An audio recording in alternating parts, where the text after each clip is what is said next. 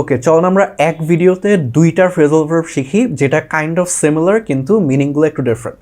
So phrasal verb দুটা হচ্ছে একটা টু গিভ আপ, আরেকটা হচ্ছে two give up on something. যেখানে বেসিক্যালি একটা অন প্রিপোজিশন পুরো জিনিসটা চেঞ্জ করে দিচ্ছে।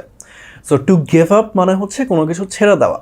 সো আপনি লেটস সে কোনো একটা কাজ করছিলেন, আপনার মনে হচ্ছে যে না এটা করা আর সম্ভব না, অথবা এটা নিয়ে আর আগানো সম্ভব না, so you gave up on that task. অপরদিকে to give up on something, এটা দিয়ে বেসিক্যালি বোঝায় যে আপনি কোনো কিছুর উপর আশা ছেড়ে দিয়েছেন যে এটা আদৌ করা সম্ভব হবে। তো আমি যদি টু গিভ আপ নিয়ে একটা এক্সাম্পল দিই, সেটা হবে he refused to give up even after facing a lot of difficulties. অনেক ঝামেলা ফেস করার পরেও সে হাল ছাড়েনি। এরপরে after numerous failed attempts he gave up on his dream of going abroad. So বেশ কয়েকবার ফেল করার পরে তার যে বিদেশে যাওয়ার যে ইচ্ছাটা, ওইটার উপর সে আশা ছেড়ে দিল। সো আবার যদি রিটারেট করি, গিভ আপ কোনো কিছুর উপর হাল ছেড়ে দেওয়া, two give up on something তার মানে ওইটার উপর থেকে আশা ছেড়ে দেওয়া। সো এই দুইটা ফ্রেজাল ভার্ব যদি একসাথে বুঝে থাকেন তাহলে এটা দিয়ে দুইটা সেন্টেন্স বানানোর চেষ্টা করেন, এই পোস্টের নিচে কমেন্ট করেন এবং আমি দেখবো যে আপনার অ্যাকচুয়ালি এই জিনিসটা ক্লিয়ার কিনা।